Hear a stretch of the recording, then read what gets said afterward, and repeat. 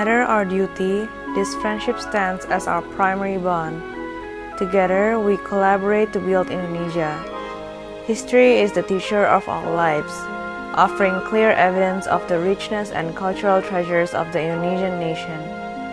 It serves as a valuable source of knowledge for future generations. It stands as fount of invaluable knowledge for the future generations. With Pancasila as our foundation, we aim to build Indonesia, embracing both the hope and challenge of preserving our cultural heritage. Achieving this requires extraordinary passion.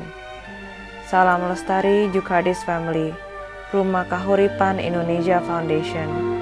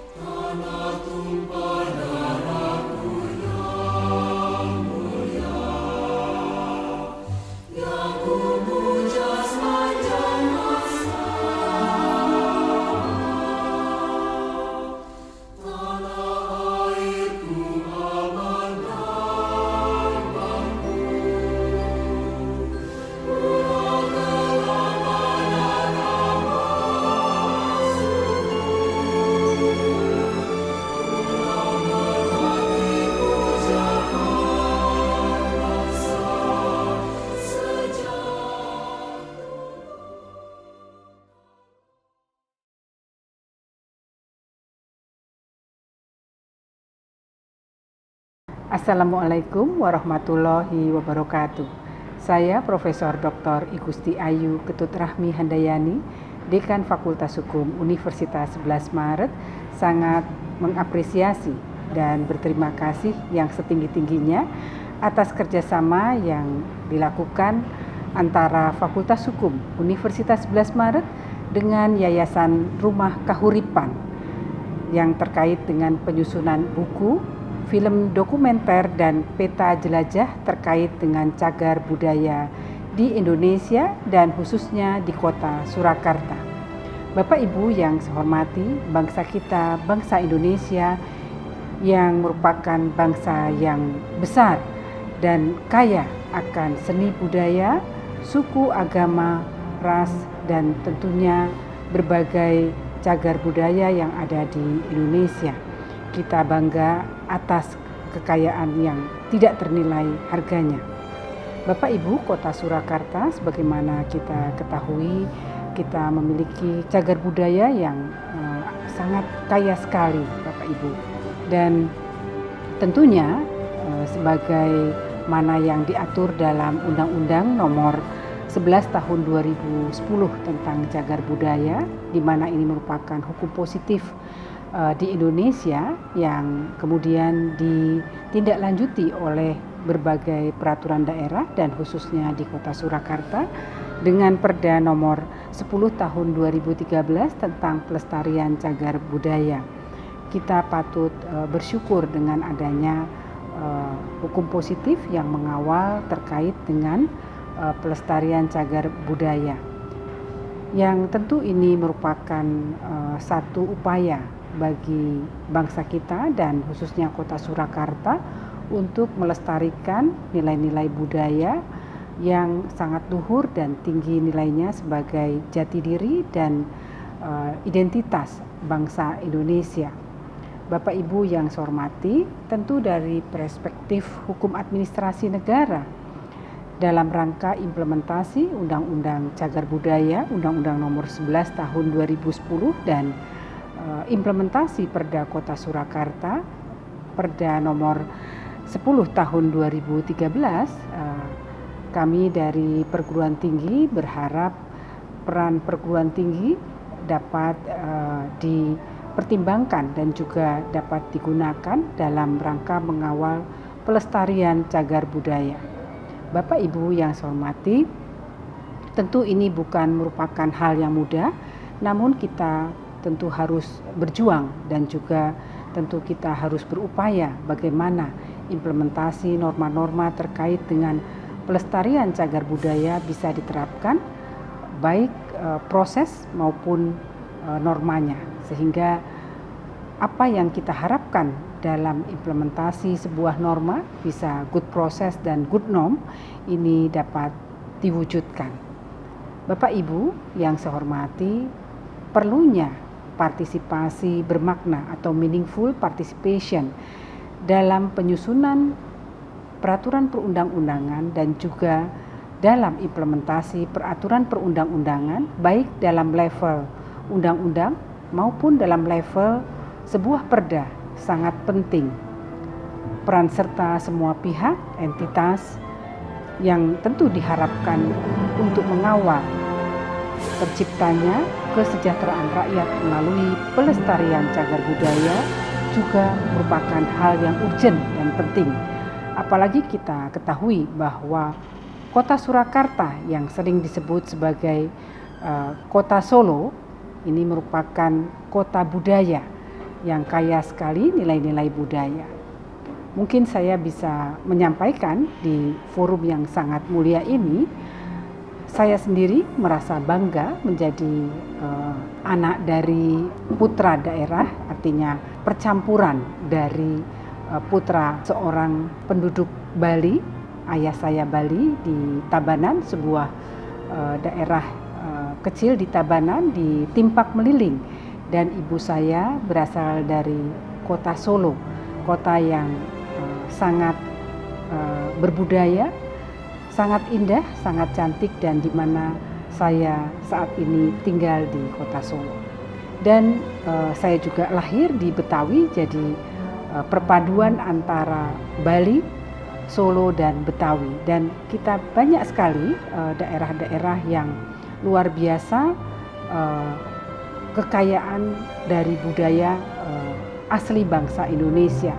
Sehingga saya yakin semua yang hidup, kita yang hidup dari leluhur putra-putra putri bangsa Indonesia, kita bangga menjadi bangsa yang berdaulat, bangsa yang besar, dan tentu memiliki budaya luhur yang tinggi yang menjunjung nilai-nilai budaya Indonesia yang sudah terkenal, tinggi akan etika, moral, sopan santun, dan juga tentu kita bangga memiliki ideologi bangsa yaitu Pancasila sebagai stat fundamental norm, sebagai ideologi bangsa, sebagai sumber dari segala sumber hukum. Oleh karena itu, Pancasila sebagai pemersatu bangsa Indonesia tentu harus kita junjung dalam berbagai kegiatan, dalam berbagai tindak perilaku bangsa Indonesia, termasuk tentu kita harapkan para generasi muda, di mana kita berharap dalam konteks pelestarian cagar budaya bisa melestarikan, mencintai, mensosialisasi cagar budaya yang kita miliki di Indonesia. Bapak Ibu yang saya hormati, dalam konteks pelestarian cagar budaya tentu tidak bisa terlepas dari environment atau dari perspektif lingkungan secara utuh. Jika kita feedback apa itu environmental, apa itu lingkungan, lingkungan adalah terdiri dari tentu unsur-unsur abiotik, biotik, dan culture. 3 unsur ini tentu saling beririsan yang tentunya harus harmoni, seimbang di dalam kehidupan kita sehari-hari, karena bumi yang kita pijak ini adalah bagian dari kehidupan kita semua, baik makhluk hidup yang hidup di bumi maupun benda mati yang ada di sekitarnya. Pelestarian benda cagar budaya tidak terlepas dari pelestarian lingkungan yang tentu diharapkan berkelanjutan, tidak hanya untuk kepentingan bagi kita yang hidup pada hari ini, tetapi untuk hak generasi yang hidup di masa yang akan datang. Oleh karena itu tentu bicara pelestarian cagar budaya tidak bisa dilepaskan dari apa yang kita harapkan dalam konsep ecological justice atau keadilan ekologis, di mana dalam konsep keadilan ekologis lingkungan dalam berbagai perspektif, apakah abiotik, biotik termasuk culture, tentu harus seimbang, dan hak di antara ketiga unsur ini harus juga seimbang, sehingga tentunya antara makhluk hidup baik manusia, hewan, tumbuhan, dan juga ekosistem yang ada di sekitarnya, yaitu benda mati termasuk cagar budaya, tentu harus seimbang. Oleh karena itu tentu bicara dalam perspektif hukum administrasi negara yang merupakan payung dari hukum lingkungan dan hukum cagar budaya, ini tentu harus kita seimbangkan, di mana ketika bicara pelestarian cagar budaya tentu tidak bisa lepas dari Undang-Undang 32 2009, yaitu norma yang mengatur tentang perlindungan dan pengelolaan lingkungan hidup, di mana di dalam Undang-Undang 32 2009 dikatakan bahwa setiap peraturan perundang-undangan harus berbasis lingkungan. Oleh karena itu tentu Undang-Undang Cagar Budaya yang diatur di dalam Undang-Undang Nomor 11 Tahun 2010 dan juga berbagai peraturan organik lainnya di bawah Undang-Undang Cagar Budaya, termasuk Perda tentang pelestarian cagar budaya di seluruh Indonesia dan juga khususnya di Kota Surakarta, harus berbasis lingkungan dan memperhatikan dan juga mengedepankan hak-hak tidak hanya kepentingan manusianya, tetapi juga kepentingan dari makhluk hidup yang lain, tentunya tumbuhan, hewan, dan juga benda-benda yang ada di sekitarnya, termasuk tentu ekosistemnya. Dan insya Allah jika Undang-Undang Cagar Budaya dan berbagai peraturan organik lainnya di bawah Undang-Undang Cagar Budaya sesuai dengan Undang-Undang 32 2009, di mana menjadi payung atau umbrella act bagi perlindungan pengelolaan lingkungan secara utuh, maka tentunya lingkungan kita di Indonesia akan menjadi lestari, menjadi green, menjadi blue, dan menjadi damai dan juga bisa lestari untuk generasi yang akan datang. Demikian yang bisa saya sampaikan. Terima kasih. Assalamualaikum warahmatullahi wabarakatuh. Salam heritage, salam benda cagar budaya, salam historical tourism. Bapak Ibu, saudara, adik kakak semua pada saat ini saya ingin bicara terkait dengan benda cagar budaya. Seperti diketahui, sudah ada undang-undang benda cagar budaya, Undang-Undang Nomor 11 Tahun 2010 tentang yang ditujukan untuk memberikan pelestarian benda cagar budaya. Kebetulan Solo merupakan salah satu kota yang sangat kaya dengan benda cagar budaya. Solo sebagai pusat kebudayaan Jawa dengan peninggalan benda cagar budaya yang luar biasa besar. Yang menjadi persoalan di sini adalah bagaimana terkait dengan pelestariannya, meliputi bagaimana perlindungannya, bagaimana pengembangannya, dan bagaimana pemanfaatannya. Bapak, Ibu, adik kakak semuanya perlu diketahui bahwa kalau kita bicara Solo, ada peninggalan luar biasa besar. Di situ ada Kasunanan Surakarta dan Mangkunegaran, dua entitas bekas kerajaan Jawa, kerajaan besar Jawa. Ini akan menjadi penting atau seharusnya dipertahankan keberadaannya atau dengan dilestarikan. Kalau kita bicara Kasunanan Surakarta, Mangkunegaran, itu kita berarti bicara kawasan. Di dalam kawasan itu atau suatu ekosistem ya, ada manusia di situ, ada benda, ada tradisi-tradisi kebudayaan yang sebetulnya kalau kita cermati, kalau kita lihat hasil-hasil penelitian, tradisi-tradisi di Kasunanan itu merupakan tradisi-tradisi yang bersifat kenegaraan sebetulnya. Ada malam satu suro, kemudian Sumbenan Tinggalan Dalam, ada Grebek Mulut, Grebek Besar, dan banyak lain tradisi-tradisi tadi yang itu semua mensyaratkan adanya benda-benda tadi.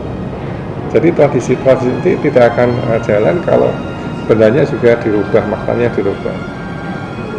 Dulu pernah ada gagasan, sebetulnya ada riset sudah agak lama di tahun 90-an tentang segitiga emas dari mulai Kasunanan, Pasar Gede, dan Mangkunegaran.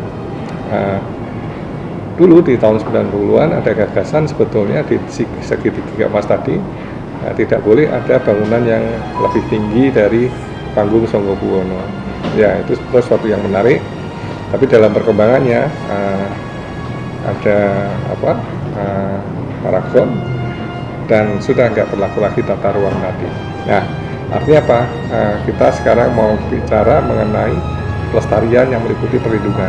Kalau kita bicara perlindungan, ini di Undang-Undang Cagar Budaya dikatakan bahwa upaya untuk mencegah dan menanggulangi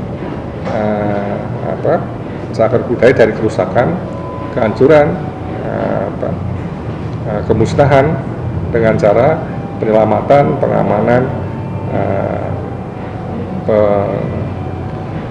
pewilayahan atau zonasi, pemeliharaan, dan pemugaran. Di sini ada kata-kata dengan zonasi perwilayahan. Ini menjadi penting perda mengenai tata ruang Solo. Seharusnya tata ruang Solo berbasis pada budaya Jawa. Sering kita melihat di jalan bahwa ada kata-kata Solo Spirit of Java. Artinya apa? Solo Spirit of Java.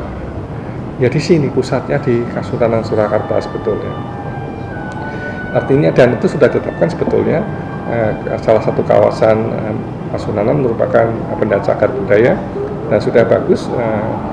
Ini harus diperhatikan, harus dipertahankan zonasi ini, jangan sampai ada perubahan.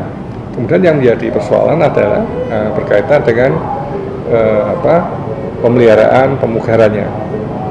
Kita sudah tahu ya Bapak Ibu semuanya, Kasunanan Surakarta saat ini memang relatif kurang terawat ya, karena ada konflik di situ. antara pengelolaannya. Jadi seharusnya di sini pemerintah bisa campur tangan, pemerintah Kota Surakarta untuk mengatasi ini, karena kalau dibiarkan berlarut-larut ini akan rusak eman-eman sebetulnya. Sangat disayangkan kalau sampai tidak terawat benda-benda cagar budaya luar biasa banyak di Kasunanan Surakarta tadi. Jangan sampai itu terjadi kerusakan, jangan sampai hancur. Meskipun itu sudah ditetapkan zonasi, kalau konflik di situ dibiarkan, itu berdampak pada kondisi bangunan-bangunan di situ. Karena seperti kita ketahui bahwa pendanaan tentu ini menjadi kewajiban dari pemerintah. Pemerintah harus punya politik yang kuat di sini untuk melestarikan benda cagar budaya. Kemudian yang kedua berkaitan dengan instrumen yang kedua terkait dengan pelestarian itu pengembangan. Ini maksudnya peningkatan potensi nilai, informasi, promosi benda cagar budaya serta pemanfaatannya melalui penelitian, revitalisasi, kemudian adaptasi serta sepanjang tidak bertentangan dengan tujuan pelestarian. Pemerintah Kota Solo sudah cukup maju ya, ada Solo Destination itu, Bapak Ibu bisa melihat di situ ada macam-macam benda cagar budaya sudah ditetapkan oleh pemerintah Kota Surakarta untuk dilestarikan. Nah, dari sisi ini sudah clear, cuma perlu disempurnakan kontennya barangkali.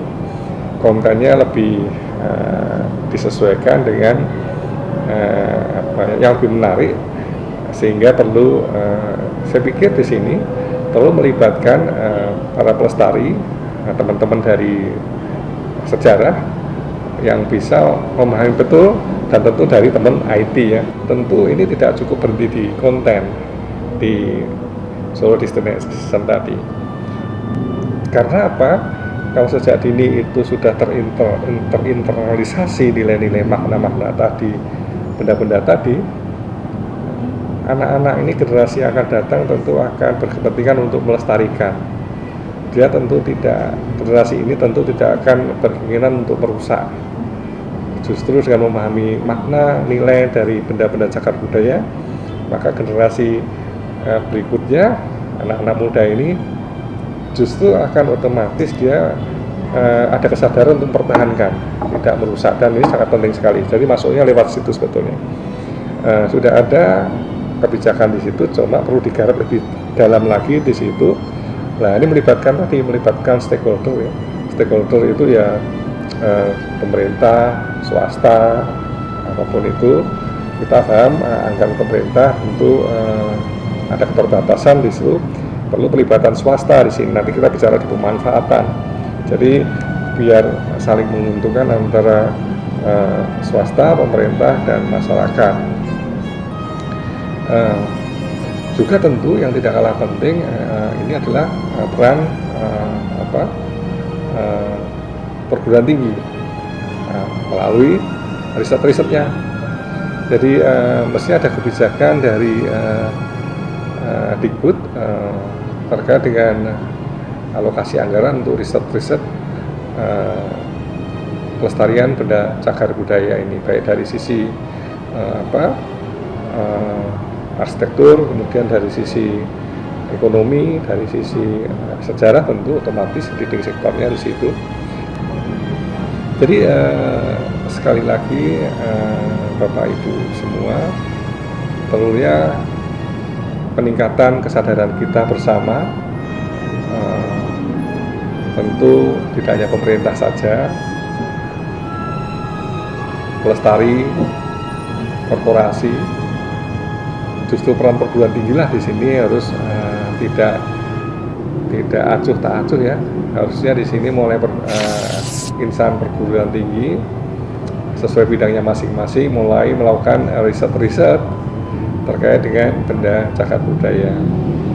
Tentu yang dari sejarah sebenarnya sudah banyak ya, yang sudah melakukan riset-riset ini, cuma belum disambungkan dengan atau mungkin lebih baik kolaborasi antara sejarah, ekonomi, lingkungan, hukum untuk melakukan riset, misalnya dalam tentu ada teknik ya, planologi itu, arsitektur di sini, untuk membuat misalnya meriset kawasan Kasunanan, misalnya kawasan cagar budaya Kasunanan, ada Lawean juga, kemudian ada Mangkunegaran juga.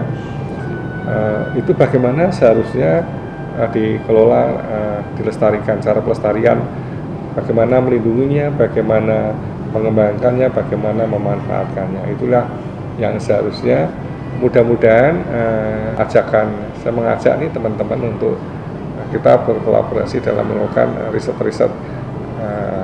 Ya karena saya di Solo, di UNS tentu kita akan riset di wilayah Solo. Mungkin teman-teman di Semarang juga riset-riset di kawasan-kawasan cagar budaya di Semarang, di Sawah Lunto, atau di tempat lain, di Cirebon misalnya, di Bogor. Monggo saja teman-teman perguruan tinggi berkolaborasi dengan korporasi, dengan pemerintah dan masyarakat untuk riset-riset terkait dengan untuk tujuan pelestarian benda cagar budaya. Jadi itu yang perlu kita lakukan. Demikian Bapak Ibu yang bisa saya sampaikan. Terima kasih.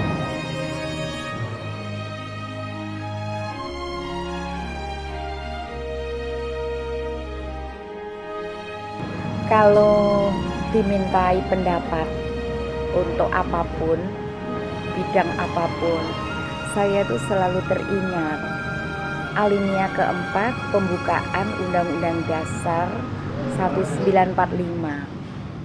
Di alinea keempat itu tegas dan pasti, tujuan negara itu mencerdaskan kehidupan bangsa, kemudian mensejahterakan rakyat.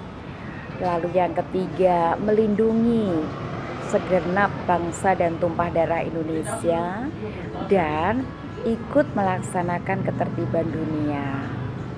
Nah, itu yang pertama. Kemudian yang kedua, saya selalu melandaskan pada lambang negara Republik Indonesia, Garuda Pancasila. Di bawahnya ada tertulis Bhinneka Tunggal Ika. Kebinekaan yang dimiliki bangsa Indonesia ini sungguh sangat luar biasa. Bagi saya tidak ada duanya di negara ini. Mengapa?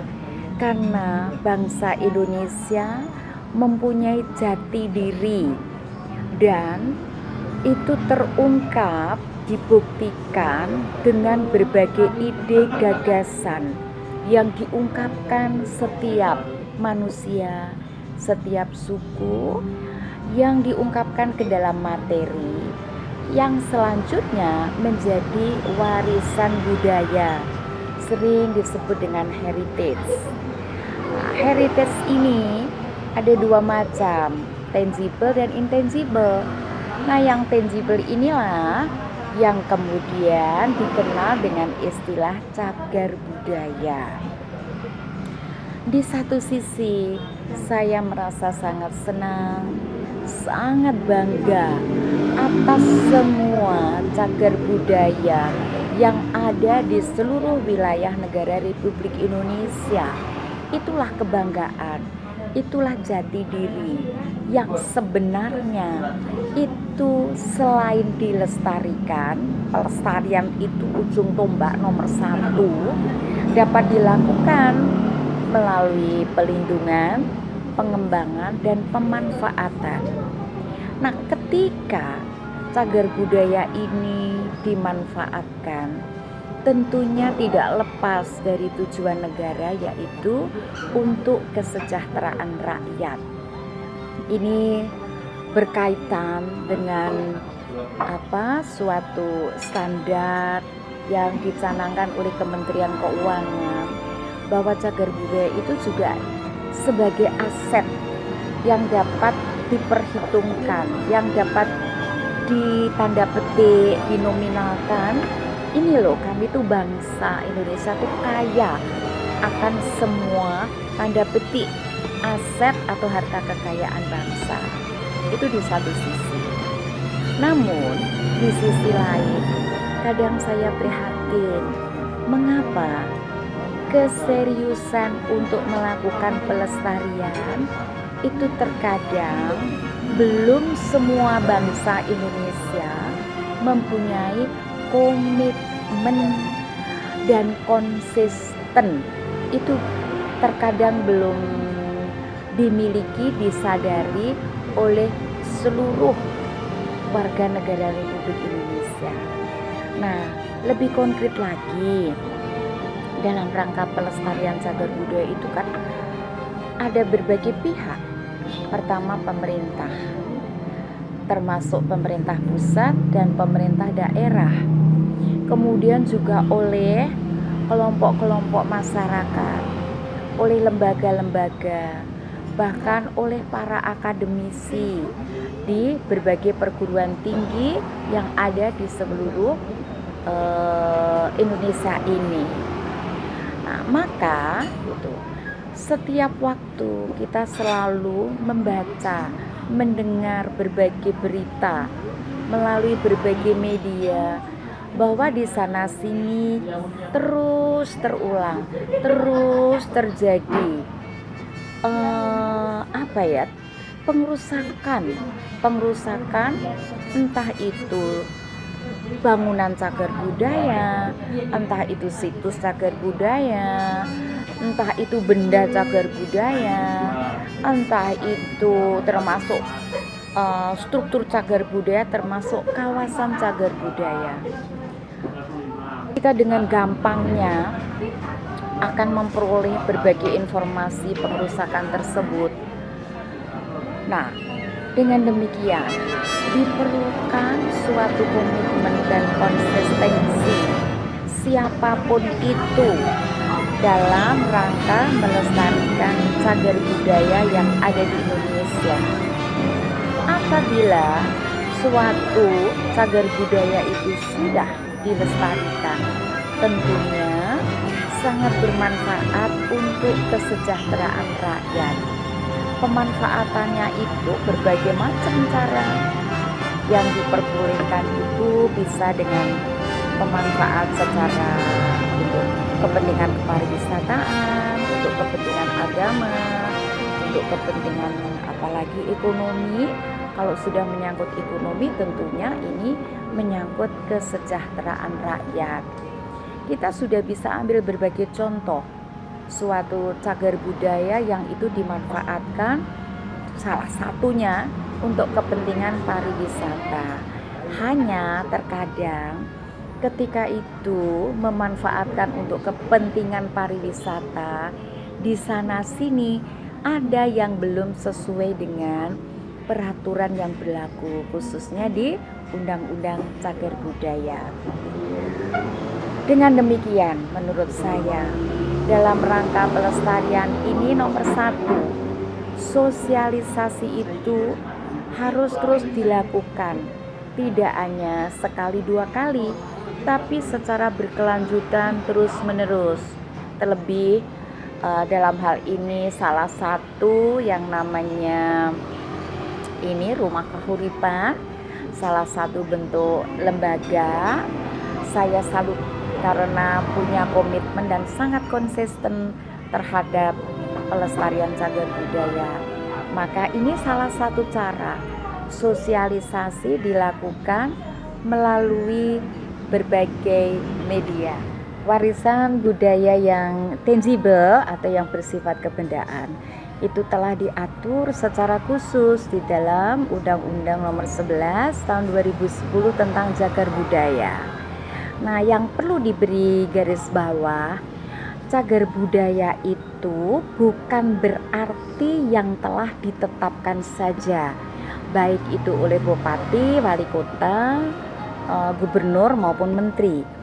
Namun kalau kita mencermati pengertian cagar budaya di pasal 1 angka 1, di situ ada suatu kata frase bahwa cagar budaya itu melalui suatu proses penetapan, bukan melalui penetapan, tapi melalui suatu proses penetapan. Nah, kata proses inilah yang perlu digarisbawahi, sebab dengan adanya kata proses itu menyelamatkan seluruh objek yang masih diduga sebagai cagar budaya, entah itu benda, entah itu bangunan, struktur, situs maupun kawasan. Dengan adanya kata proses, maka sebenarnya sudah ada unsur pelindungan di dalamnya untuk atau dalam rangka pelestarian. Satu hal lagi, konsep pelestarian di dalam Undang-Undang Cagar Budaya itu meliputi 3 hal. Yang pertama adalah pelindungan, yang kedua adalah pengembangan, yang ketiga adalah pemanfaatan. Nah, untuk pelindungan ini menurut pengamatan saya dalam praktek atau pelaksanaan tidak menimbulkan masalah. Yang terkadang menimbulkan berbagai persoalan pelestarian adalah pengembangan dan pemanfaatan, karena ini akan berhadapan dengan berbagai kepentingan. Di satu sisi pelindungan, tapi di sisi lain itu untuk pemanfaatan yang semata-mata hanya untuk ekonomi, pariwisata, yang tentunya ada yang bertentangan dengan konsep pelestarian ini. Sebagai contoh, misalkan ada suatu situs cagar budaya, di dalamnya ada bangunan, ada struktur, itu dibongkar, berubah menjadi mall, berubah menjadi pemukiman dan sebagainya. Jadi terkadang ini hanya untuk semata-mata dirusak, dibongkar untuk kepentingan ekonomi belaka. Yang sejatinya pengembangan itu boleh dilakukan dengan 3 cara. Yang pertama adalah penelitian, tidak menimbulkan masalah sampai hari ini. Yang kedua adalah revitalisasi, dan yang ketiga adalah adaptasi. Kedua hal inilah, khususnya yang adaptasi, ini yang sering menimbulkan persoalan bertentangan dengan pelestarian cagar budaya. Mengapa demikian? Adaptasi itu artinya boleh menambah, merubah sedikit suatu bangunan cagar budaya, namun tetap harus mempertahankan ciri khas, ciri asli dan fasad suatu bangunan.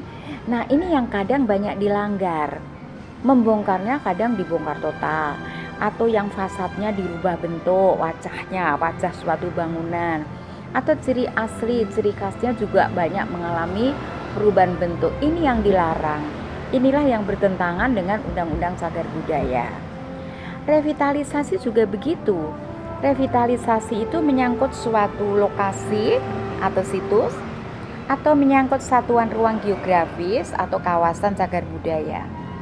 Pada intinya, revitalisasi itu yang seharusnya justru boleh menambahkan tanda petik apapun, namun penambahan entah itu bangunan baru, entah itu sarpras baru, yang justru tujuannya untuk mengembangkan, menambah nilai-nilai cagar budaya itu. Namun fakta ada yang bertentangan, justru itu bertentangan, menambahkan bangunan baru atau menempelkan bangunan baru yang itu justru tidak ada keserasian dengan konsep tata ruang semula. Nah, ini yang 2 hal inilah, revitalisasi dan adaptasi, ini yang terkadang dalam praktek ada berbagai persoalan yang bertentangan dengan pelestarian cagar budaya. Kemudian pelestarian yang ketiga selain tadi pelindungan, pengembangan, yang ketiga adalah pemanfaatan. Pemanfaatan inilah terkadang hanya dimanfaatkan semata-mata untuk kepentingan pariwisata, semata-mata hanya untuk kepentingan agama, semata-mata hanya untuk kepentingan ekonomi. Tapi ada beberapa unsur yang itu melanggar berbagai konsep pelestarian. Maka ke depan seyogianya entah itu adaptasi, revitalisasi maupun pemanfaatan cagar budaya boleh tidak dilarang, namun tetap harus mempertahankan prinsip-prinsip yang berorientasi pada pelestarian cagar budaya agar ke depan jati diri bangsa ini tetap bisa dipelajari, tetap melekat. Karena itulah cerminan betapa cerdasnya, betapa arif dan bijaksananya nenek moyang atau pendahulu-pendahulu kita ketika ia atau mereka mempunyai ide gagasan yang kemudian itu diekspresikan dalam bentuk benda, bangunan, struktur, lokasi maupun satuan ruang geografis yang ini terus bisa diwariskan secara turun-temurun sampai generasi ke generasi yang tidak terhingga. Terima kasih.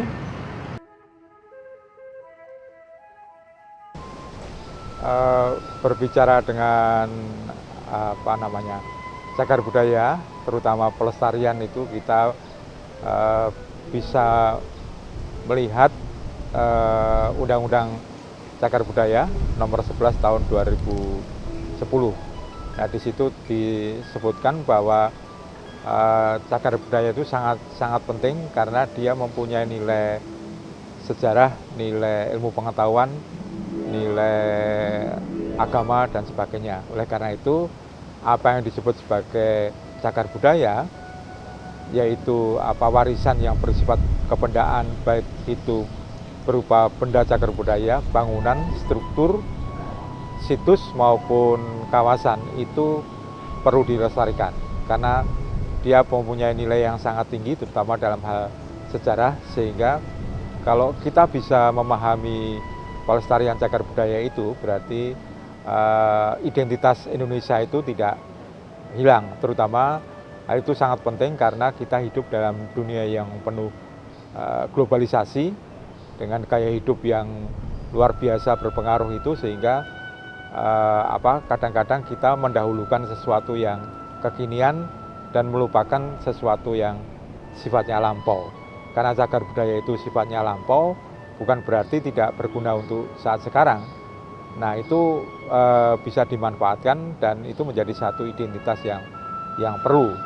Misalnya saja kita lihat Sawah Lunto, ya, itu menjadi satu cagar budaya yang diakui dunia, terutama berkaitan dengan batu bara, ya, di sana. Ini menjadi kebanggaan dari Indonesia, itu perlu dilestarikan. Kemudian di banyak daerah, misalnya di Toraja, kemudian di Bali dengan subaknya, itu perlu pelestarian karena itu adalah identitas Indonesia. Disinilah kita perlu, kemudian kita melihat banyak hal yang saya kira perlu dilestarikan di berbagai daerah, terutama di Jawa, ada di Jakarta, ada di Jawa Tengah, terutama berkaitan dengan candi, peninggalan kuno, itu berupa candi, dan juga di Jawa Timur berupa peninggalan kolonial, itu saya kira perlu dilestarikan, dan ini sangat penting. Kemudian melihat dari berbagai daerah yang ada di Indonesia itu, kita kembali ke satu tempat yang dianggap sebagai pusat kebudayaan Jawa, yaitu Surakarta, atau orang mengenalnya sebagai Solo. Di sini banyak sekali peninggalan-peninggalan kuno, dan bahkan saya kira museum pertama yang didirikan oleh pribumi, yaitu Radio Pustoko, Pahiman Radio Pustoko, itu adalah museum yang tertua di Indonesia. Ini salah satu hal. Ini masih utuh.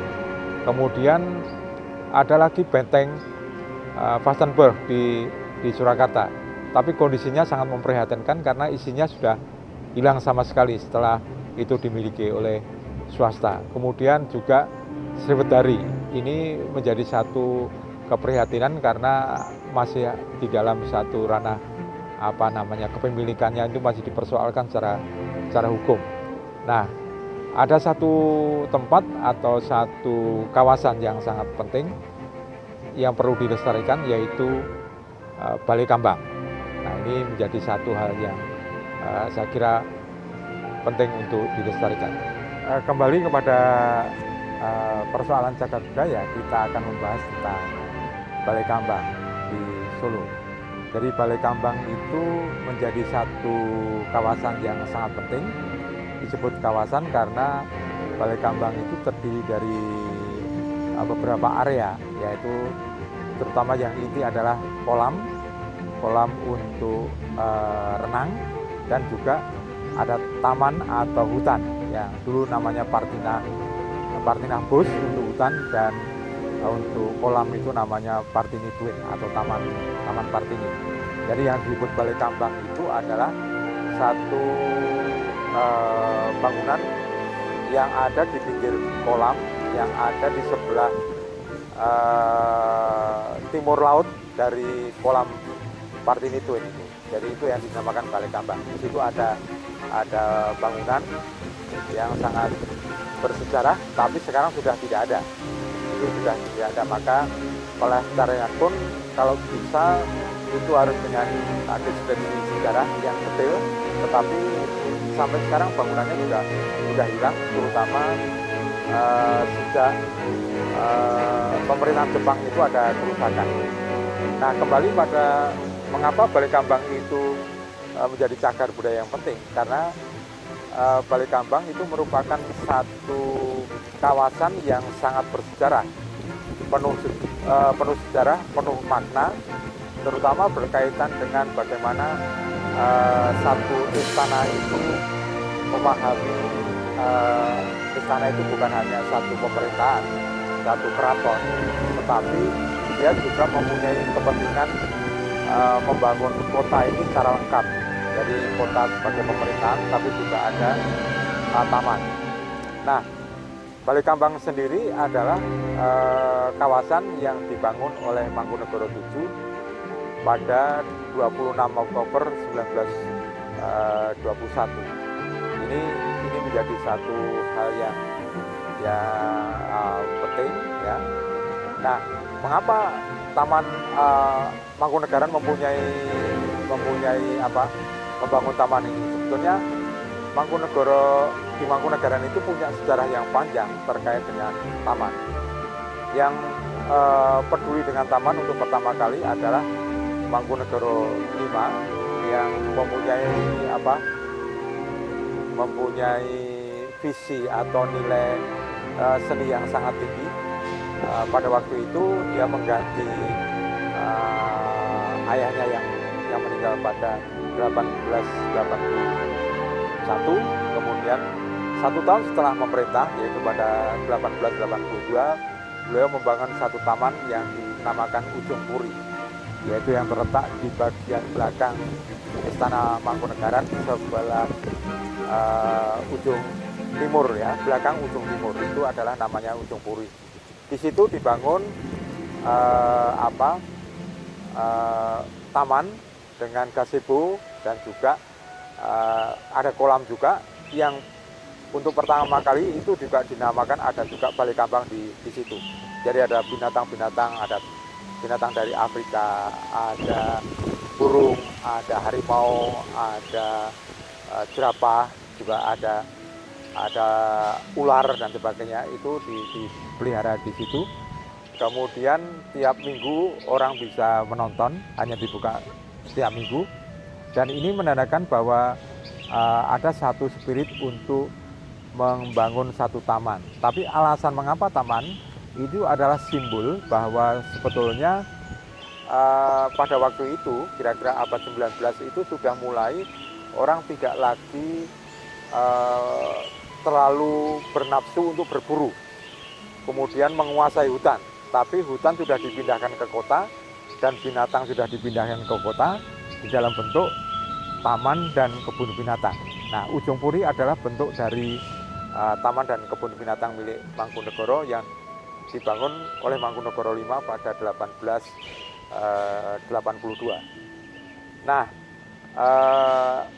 pengembangan tentang taman, ide pengembangan tentang taman itu kemudian berlanjut pada Mangkunegoro VII yang memberi penghargaan terhadap putrinya yang pertama, yaitu Partini.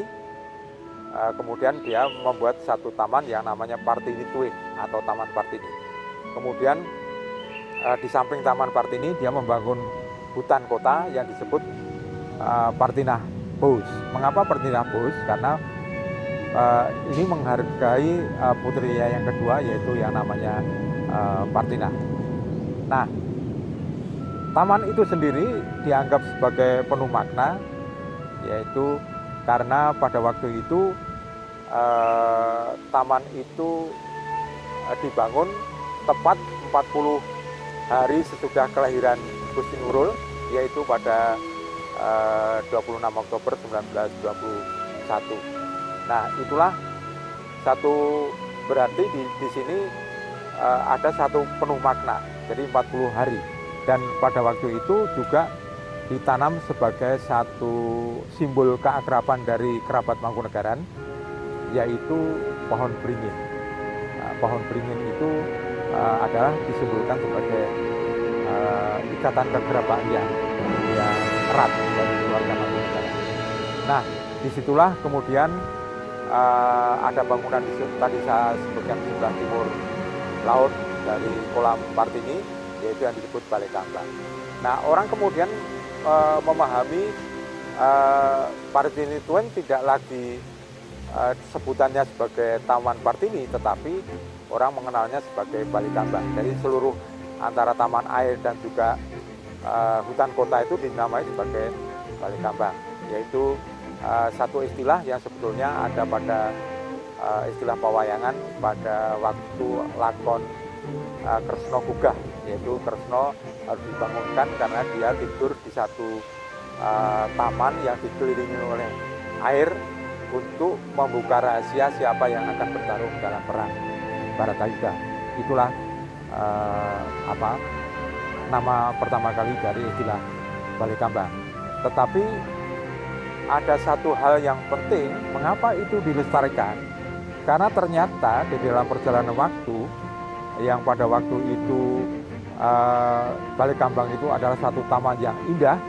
Di situ ada kolam renang, ada vegetasi yang bermacam-macam yang endemik, kemudian ada binatang, ada kijang, ada perikanan dan sebagainya, dipelihara ikan, dan juga ada kandang babi, monyet dan sebagainya. Itu menunjukkan ada semacam kebun binatang juga di situ. Itu dilestarikan karena pada zaman Jepang itu mulai tidak terurus. Jadi Jepang tidak lagi mengurus itu, sehingga banyak yang rusak, termasuk Balai Kambangnya sendiri atau bangunan yang ada di sebelah timur kolam itu sendiri ikut rusak. Nah, setelah Jepang, maka berturut-turut itu taman itu pengelolaannya tidak lagi dikelola oleh Mangkunegaran, karena pada tahun 1947 itu karena sudah ada pemerintahan RI, maka pengelolaan itu diserahkan kepada pemerintah daerah Surakarta, kepada pengelola baru yang namanya Jawatan Panggautan. Jawatan Panggautan itu pendapatan daerah. Jadi antara Sriwedari dan Balai Kambang itu diserahkan ke sana. Kalau Sriwedari untuk wayang orang, maka Balai Kambang untuk pengembangan ketoprak. Nah, berturut-turut dalam perkembangannya, maka Balai Kambang terkenal dengan ketopraknya, karena dimulai pada tahun 1960 itu sudah ada pertunjukan ketoprak, sampai berkembang dengan pesat sampai tahun 70 diformalkan dalam satu pertunjukan dari yang ada di sebelah timur kolam, yaitu namanya ketoprak komprang atau kompreng. ya, ketoprak Balikambang, karena tokohnya ya disebut Kompreng. Nah, kemudian berkembang menjadi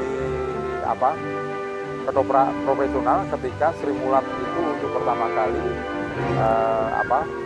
menyewa taman itu dari pemerintah kota, dan kemudian dia memberikan cap Balikambang itu sebagai tempat pertunjukan ketoprak Sri Mulat. Nah, ketoprak Sri Mulat itu dimulai pada 1979 yang ada di sebelah timur itu membangun satu gedung semi permanen, kemudian dipermanenkan dalam bentuk topong di sebelah utaranya gedung lama, yaitu di samping pintu timur, sebelah utara pintu timur Balikambang. Nah, selain ketoprak, Sri Mulat juga membangun satu pemukiman yang berupa bangunan 11 kapling yang ada di sebelah barat kolam Partini Tweed. Nah, inilah menjadi saya kira menjadi perubahan yang luar biasa. Satu taman kota itu kemudian berubah menjadi tempat pertunjukan ketoprak dan juga perumahan seniman dari Sri Mulat. Termasuk di situ ada Gepeng yang terkenal di situ waktu itu sebagai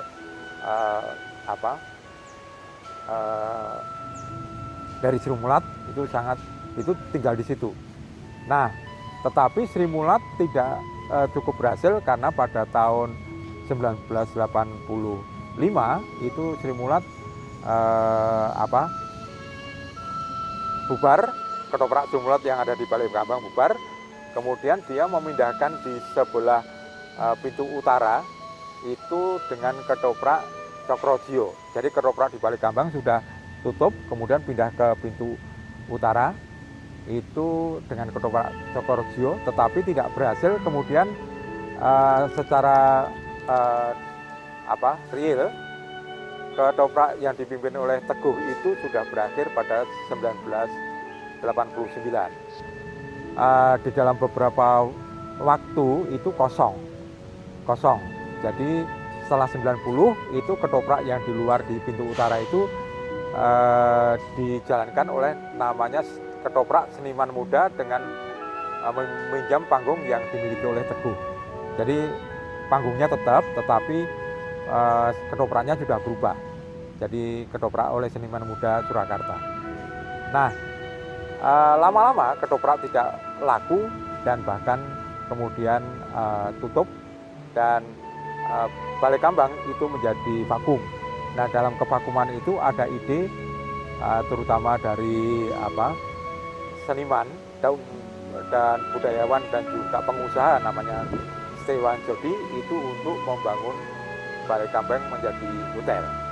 Itu di proposal itu disampaikan kepada wali kota pada 1995. Nah, itulah satu perjalanan yang sangat menarik. Nah, karena fungsinya itu sudah berubah, tetapi pembangunan hotel ternyata tidak bisa dilanjutkan karena memang harusnya Balikambang itu dikelola dengan pendekatan sejarah, jadi tidak bisa komersial seperti itu.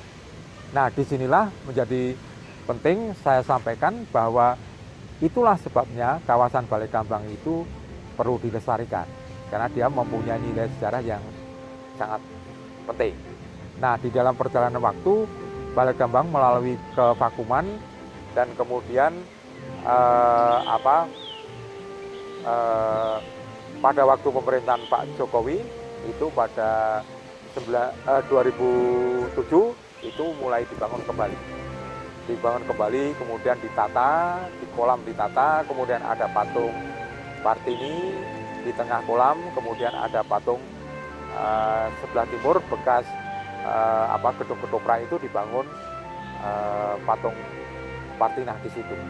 Nah, ini saya kira ini menjadi satu langkah yang cukup maju, artinya bahwa pemerintah Kota Surakarta itu memfungsikan kembali Balikambang sebagai taman. Ini menarik, ini perlu sekali, dan Kemudian sampai dengan tahun 2012, 2019 sampai 2021 itu semakin diperkuat dengan gedung pertunjukan ketoprak, kemudian ada tempat terbuka untuk pentas dan sebagainya. Ini menjadi satu kepedulian yang menarik karena sebetulnya saya kira Balai Kambang merupakan satu-satunya kawasan hijau yang ada di Solo yang cukup memadai dan bisa dimanfaatkan dengan baik, karena untuk masuk ke Taman Balai Kambang itu tidak dipungut biaya. Nah, disinilah saya kira misi akademisi termasuk UNS harusnya peduli kepada pembangunan itu. Maka sangat penting sekali mengawal bagaimana cara pelestarian dari Balai Kambang itu hingga menjadi sesuatu yang sangat bermanfaat. Artinya bermanfaat dalam arti nilai historisnya itu tetap ada tanpa ada distorsi dengan bangunan-bangunan yang baru. Saya kira itu sesuatu yang menjadi peringatan bagi kita betapa pentingnya penggunaan lahan yang sangat langka di Solo, dan adanya Balai Kambang menjadi satu yang penting, dan pemerintah sudah berupaya untuk membangun itu sebagai tempat hiburan pertunjukan seni, tetapi juga taman. Itu adalah satu kepedulian yang baik, tetapi tentu kita perlu mengawal arahnya. Jadi jangan sampai ini menjadi satu tempat yang dengan mengubah bangunan-bangunan sehingga ada satu distorsi nilai dari wilayah kawasan. Kemudian tentang persoalan cagar budaya itu dalam penanganannya untuk sekarang memang tidak mudah. Satu hal karena sudah tidak ada lagi di bawah Dirjen Kebudayaan itu adalah Direktur Pelestarian Cagar Budaya dan Museum, tetapi peraturan pemerintah tentang museum nomor 66 tahun 2015 itu masih mengacu pada Undang-Undang Cagar Budaya nomor 11 tahun 2010. Jadi Direktur Sejarah sudah tidak ada, Direktur Pelestarian Cagar Budaya dan Museum sudah tidak ada, tapi undang-undangnya masih ada.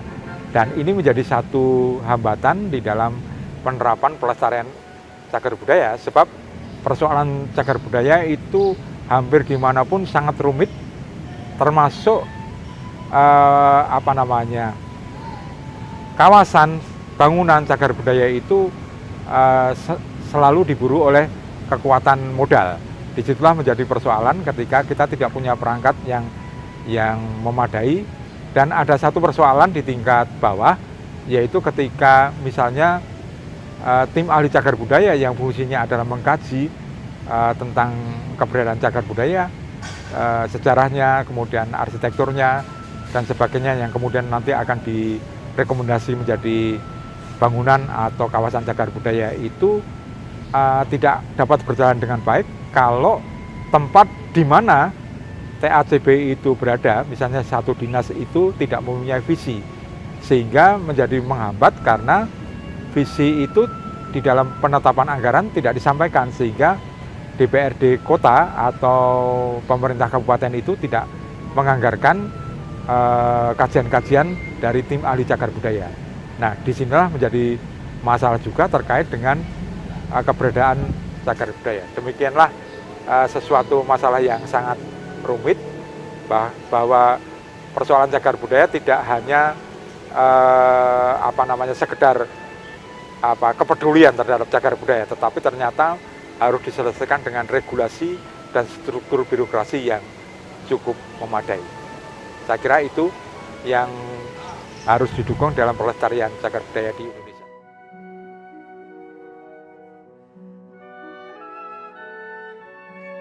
Untuk pemerintah kota maupun pusat yang membutuhkan data tentang bangunan atau kawasan kuno bisa bekerja sama dengan perguruan tinggi setempat.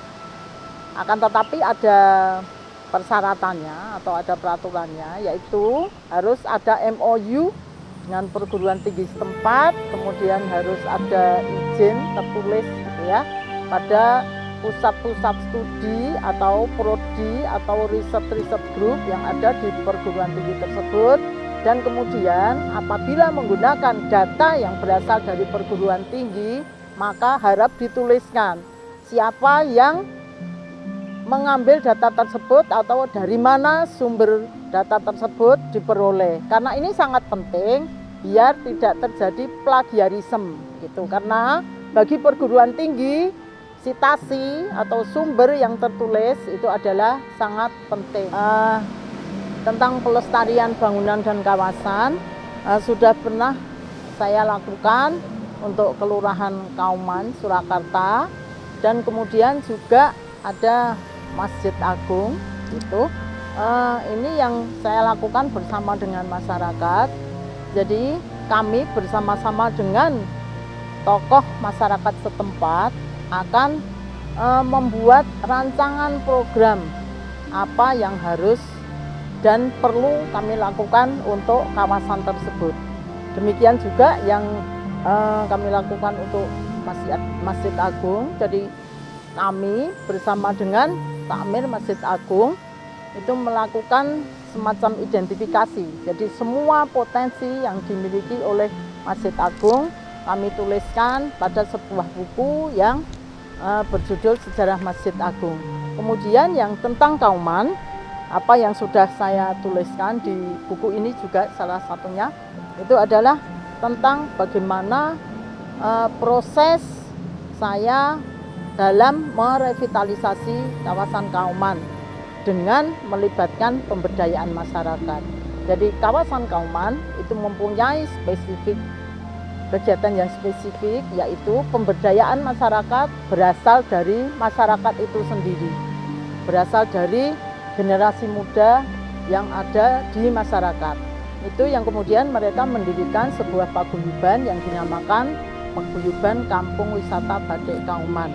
Dan kemudian alhamdulillah sekarang Kauman sudah mulai berkembang kembali, walaupun belum maksimal, tapi itu memerlukan sebuah proses dan memerlukan kerjasama dari semua pihak, terutama adalah dari masyarakat kampung itu sendiri, tokoh-tokoh masyarakat dari kampung sendiri, kemudian yang didampingi oleh perguruan tinggi, melibatkan peran serta pemerintah kota dan juga pihak swasta yang bisa membackup dengan bantuan dana. Jadi harapan saya untuk Kota Solo ke depannya, marilah seluruh warga masyarakat Kota Solo bersama-sama kita melestarikan seluruh potensi budaya yang ada di Kota Solo, yang melibatkan masyarakat lokal wilayah setempat yang akan didampingi oleh perguruan tinggi dan kemudian melibatkan juga pemerintah kota dan juga melibatkan pengusaha-pengusaha swasta yang bisa membackup dengan CSR-nya. Begitu, mudah-mudahan kita semuanya lebih bersemangat dan kemudian bisa membawa manfaat bagi semuanya. Semangat Kota Solo!